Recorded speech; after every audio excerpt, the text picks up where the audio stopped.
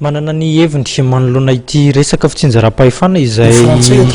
lehibe eto amin'ny firenena ity ny premier ministre lehiben'ny gouvernement Andriamatoa Roger ilaina ho ny tenany ny fitsinjaram-pahefana ahafahana mametraka ny firenena ao anatin'ny tontolon'ny fampandrosoana. Atao natao izany tsy dia hoe ao amin'ny fitiavan-tena na amin'ny fitsinjomana hoe fa amin'ny efficacité zay ny tena hoe ao Paris tsy sahala amin'izany. Paris de misy hoe commune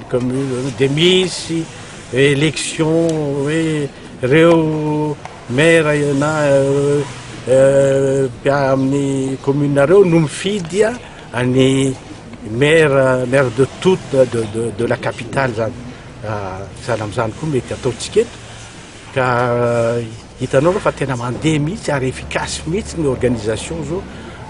tsy zao ihany fa hatramin'izay ao Paris ka betsaka mihitsy raha ny tanàna na any andafy efa makatahaka an'izy io ka io zao hoe tsika na amin'izao fotoan'izao ne dia firenena handroso dia handroso mihitsy fa aza matahotra anareo ka noho izany dia tsy maintsy mamakatahaka kely kosa ny zavatra zay hita fa mandeha.